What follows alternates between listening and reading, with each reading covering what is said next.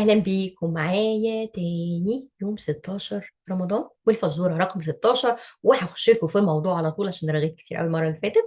فالفزورة النهاردة بتقول ترارارام. الفزورة النهاردة بتقول: إمتى دعيت ربنا دعوة واستجاب؟ إمتى دعيتي ربنا دعوة واستجاب؟ طبعا في سننا وفي عمرنا، ربنا يديكم الصحة. وأنا كمان، ليه لأ؟ اكيد يعني ما هياش دعوه، ما يصحش يعني. هل احنا كل الوقت ده ودعينا دعوه واحده؟ ما يصحش. فاكيد دعينا دعوات كتير كتير كتير كتير كتير كتير كتير كتير كتير كتير كتير. هل احنا مدركين كام دعوه منهم تم استجابتها؟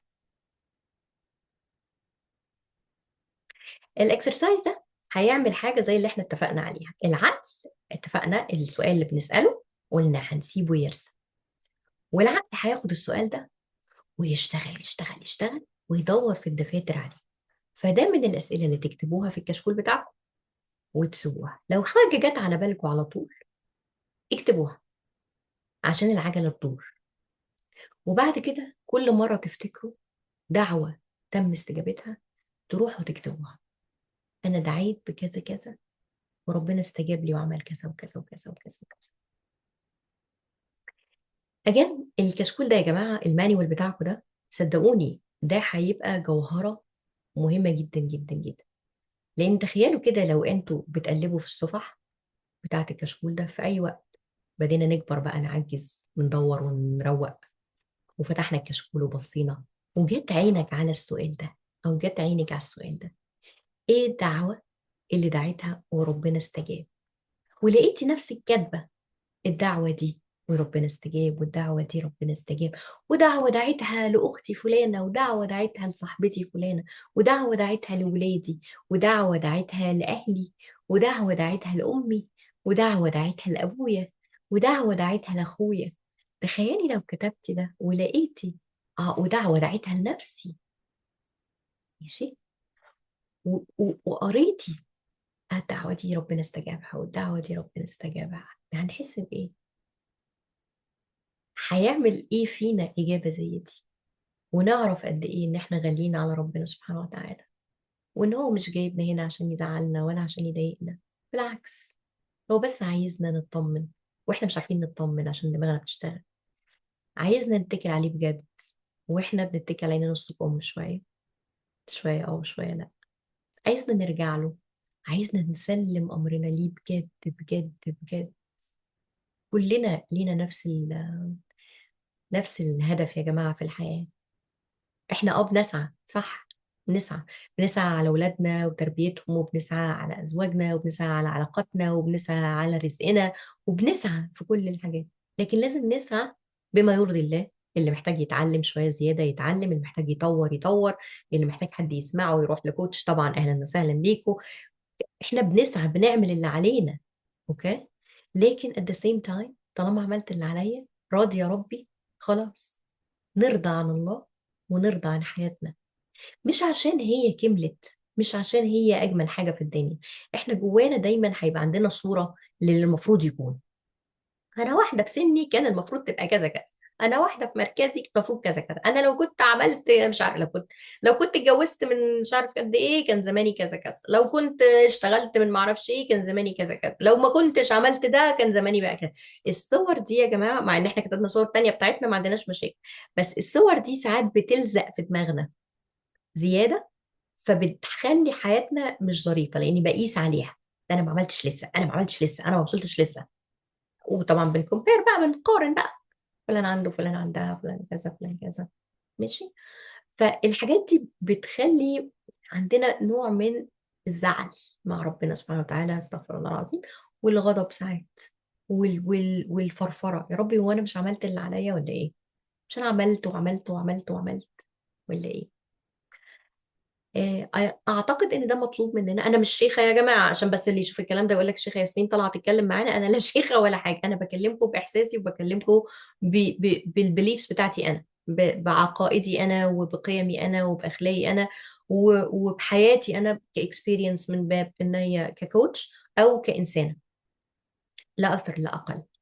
وانا مؤمنه تماما ان البني ادم ما يقدرش يكمل في حياته من غير ما عنده جزء سبiritual روحاني.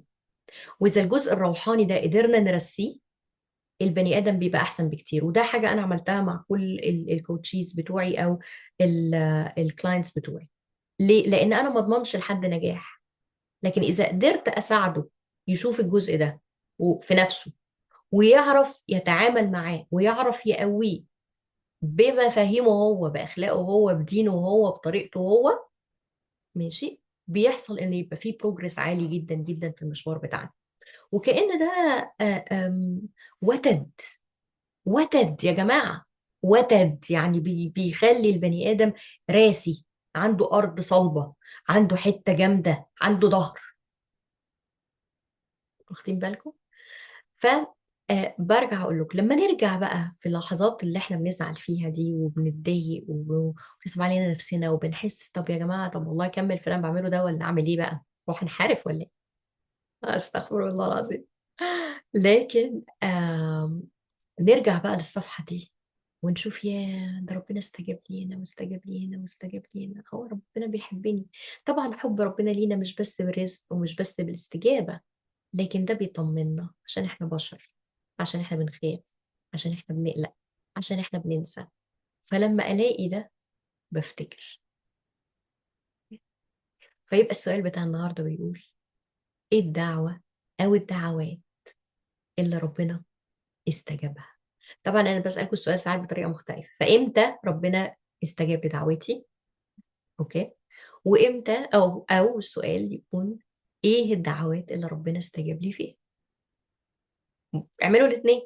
امتى مش معناه الساعة كام، يعني انا اقصد الزمن والقصه حصلت امتى. ممكن اقول من سنتين والله كنت عيانه وحالتي حاله ومش قادره اتحرك وكده، ودعيت ربنا انه يشفيني وربنا شفاني. ما عارفه، فاكره انا ربنا شفاني امتى؟ قشطه، لو فاكره حطي فاكره امتى. هل انا عايزه اقيس بقى مع ربنا بيستجيب لي كل سنتين؟ لا مش ده اللي انا عايزه اعمله. لكنه حلو ان انا افتكر ان انا من سنتين كنت عيانه، والنهارده انا ايه؟ النهارده انا كويسه. طب ما هي استجابه الدعوه.